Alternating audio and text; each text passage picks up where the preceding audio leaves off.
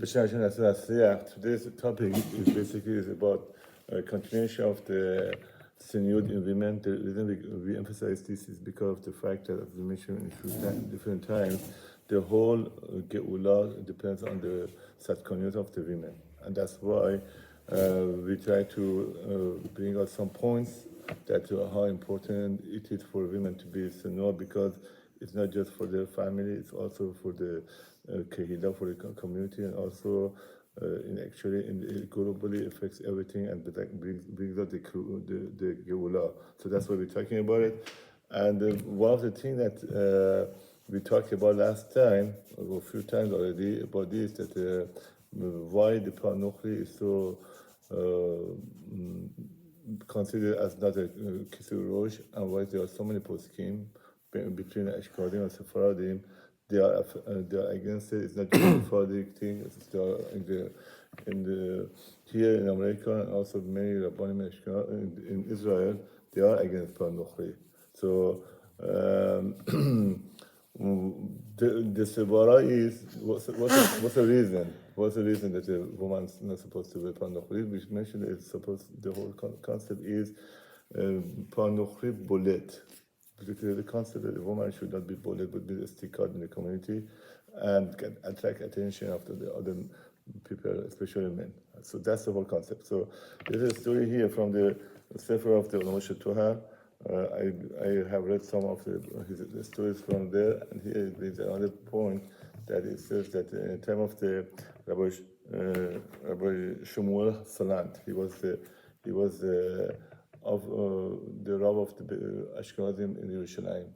And his time, everybody was, in those days, we talk about maybe 89 years ago, everybody was extremely, in the Kahila, they were very, very particular and meticulous about being Sinuat in their community. And all of a sudden, here is a story, it talks about all of a sudden there was unfortunately, Magefa, some kind of plague. Spread out to among the Ashkenazi ladies over there, and they could not understand what's the point, what's the reason, why this is happening. And some of the other Rabbanim, they decided that they would go ahead, and they recommended to do Tehillim, and so maybe this is gonna go away. And the Rav Hafsaran was against it. He said, we have to find out why this Magifa is happening in the community. I mean, the Tehillim is good, but you have to find out the cause, and once you remove the cause, then the plague is going to be stopped. So because of I'm not going to read the whole thing, but I'm just going to tell you just basically briefly what it says. So here is hem הסיעו לעשות בדחיפות כנס תפילה ואמירת כל ספר תהילים לבטל גבורה גזירה. So I'm reading the second last paragraph from the bottom, and they recommended other Rabbanim make a big gathering and they read the Tehillim, and by doing so they would be able to nullify this Gemara and give this Gezerah. And the Rav did not accept that. And he says, next page, he says, Zero Yo'il. The second page, it's not going to help if somebody just read the whole Tehillim, right? הכריז, עיקר התשובה הוא שינוי המעשה. The Tehillim is good for a certain situation, but Tehillim helps, but it doesn't mevatel the gezerah, as we see like doesn't nullify. As we see like right now, there's a war in Israel, right? We pray for them. We're doing chesed. We're doing a lot of things to help the Klal Israel come out of this war upper hand, and we are hoping and praying that this thing completely stop, and we can have a lasting peace. But we see that it's an ongoing war, unfortunately, and the reason is, yes, Hakadosh Baruch Hu is having Rahmanot, but there's something is causing it to linger, this war, and we have to find out what it is, And as we said before, the first thing, whenever there was a problem among the Jewish nation or Jewish community, the first thing they would do always was to look at to see how is the tzeniut of the community of women. That would be the first thing they would do. So he says the Tehillim, even the whole sefer of Tehillim is not gonna help. We have to do Shinui Maaseh, which means we have to find out what is the problem, and B'ezras Hashem, we take off the problem, we get caught of it, we do teshuvah on that, and that would be it. So once he said that, he said what we gotta do. He recommended that they should do shelat chalom, which is basically shelat chalom is they put down something on the pillow. They ask and they get an answer, but the person has to be extremely raw, very high stature raw, and usually they have to do fasting before they do it. So he recommended the whole community fast 3 days to find like not 3 days until but 3 days, like from morning to night, right? 3 days in a row, and after that he asked for Shirat Chalom. And in Shirat Chalom they said the word came out Chagura. Chagura means a belt, usually for women. So they said a woman's belt is causing this issue. Then they realized that there was a new fashion that in those days that came about, just very recent.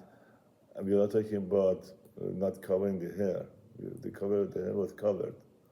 They didn't have no problem. They had the hair very covered. Women were very, very meticulous about all these laws. But there was a new fashion came, and these women, they introduced a belt for women that it would become like a bow tie, and it looked like a flower. And it would make the clothes more when they would put that belt, the body would be a little bit more standing out, a little bit more. So they realized this is a problem. Just the belt with the flower is sticking out. It's bullet. The bullet. That's the Shirat Chalom. They realized this is the only problem, and because that was the problem, so what they did, they basically we said to remove it all the women stop wearing and just get rid of it. And here I'm just going to say they listen to him. He says Salant. He say once they did it, right? He said it's called Hashlif. I think it's Yiddish, I'm not sure. But he said once they took this chagura from them, and the women were not wearing it, right? המגפה נעשית באחד. והיא הדבר לפלג הגדול. So right here the מגפה completely stopped. So this is something we have to realize that every time something comes into the community or a country or whatever, the first and foremost thing a person has to look for is what's the problem with the tzeniut of women, okay? And right now, our Batani is saying it repeatedly, left and right. Whoever comes to him for bracha, even the people that are religious, they are Shema Mitzvah, B'nai Torah. It says his first recommendation for them is he asked, is your wife wearing Kisur Rosh? That's the first question he asked. If it is, he says, I recommend if you want to have a bracha in your family, make sure she wears Kisur Rosh, not the Greek. And the reason again why is Greek the problem is because bolet. The bolet is like it doesn't stands out. It stands out. Yeah, it sticks out. It stands out. How could a person consider a woman being Senua when she's cover? She's not showing her hair, but she comes and brings somebody else's hair and put on her head, and I say, okay, now I'm okay. How could she be okay?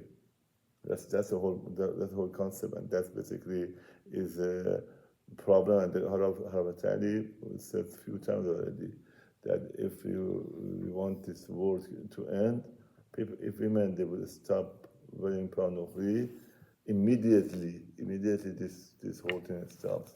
So, as the Hall of Salam says, also the whole tefillah, we read everyday training for the Israel, for the soldiers.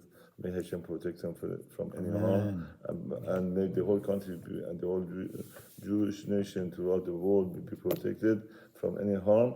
But here it says this is the key, the extreme important phrase that we should pay attention to, which he says, Tehilim lo yo'il. I'm just repeating it again. Ikar hatishvahu shinui hamase. The ikar hatishvah is a person should change the master, and that Bez Hashem Yitbarach. Once a person does that, Bez Hashem Yitbarach, it will be we see shinui in the whole community. Stop. Stop. Yes, so we're going to say another part, continue this on the next video.